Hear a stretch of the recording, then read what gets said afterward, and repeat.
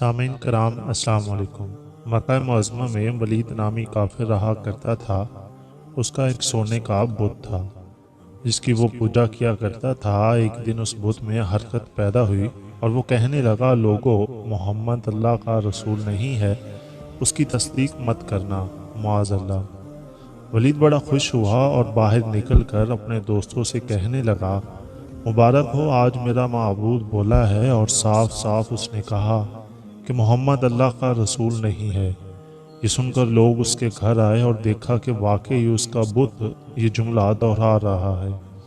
وہ لوگ بہت خوش ہوئے اور دوسرے دن ایک عام اعلان کے ذریعے ولید کے گھر میں ایک بہت بڑا اجتماع ہو گیا تاکہ اس نے لوگ بت کے منہ سے وہی جملہ سنیں۔ اس بڑے اجتماع میں ان لوگوں نے حضرت محمد صلی اللہ علیہ وسلم کو بھی دعوت دی تاکہ حضور صلی اللہ علیہ وسلم خود تشریف لا کر بت کے منہ سے وہی جملے سنیں۔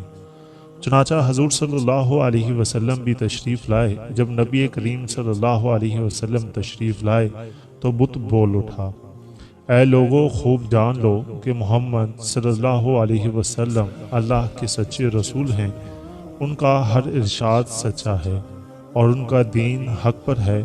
تم اور تمہارے بت جھوٹے ہیں جو تمہیں گمراہ کرنے والے ہیں۔ اگر تم اس سچے رسول پر ایمان نہ لاؤ گے تو جہنم میں جاؤ گے۔ بس عقل مندی سے کام لو اور سچے رسول صلی اللہ علیہ وسلم کی غلامی اختیار کر لو۔ بت کی یہ بات سن کر ولید بڑا گھبرایا اور اپنے معبود کو پکڑ کر زمین پر دے مارا اور اس کے ٹکڑے ٹکڑے کر دیے۔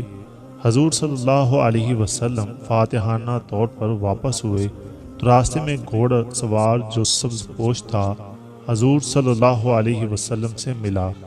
اس کے ہاتھ میں تلوار تھی جس سے خون ٹپک رہا تھا۔ حضور صلی اللہ علیہ وسلم نے فرمایا، تم کون ہو؟ بولا، میں جن ہوں اور آپ کا غلام اور مسلمان ہوں، جبل طور میں رہتا ہوں۔ میرا نام معین بن العبر ہے۔ میں کچھ دنوں کے لیے کہیں باہر گیا ہوا تھا۔ آج گھر واپس آیا ہوں تو میرے گھر والے رو رہے تھے۔ میں نے وجہ پوچھی تو معلوم ہوا کہ کافر جن جس کا نام مصفر تھا وہ مکہ میں آ کر ولید کے بت میں گھس کر حضور صلی اللہ علیہ وسلم کے خلاف فضول گوئی کر گیا ہے، اور آج پھر وہ یہی بکواس دوبارہ بت میں گھس کر کرنے والا تھا۔ اس سے پہلے وہ آپ کے متعلق بکواس کرتا، یا رسول اللہ صلی اللہ علیہ وسلم، مجھے سخت غصہ آیا۔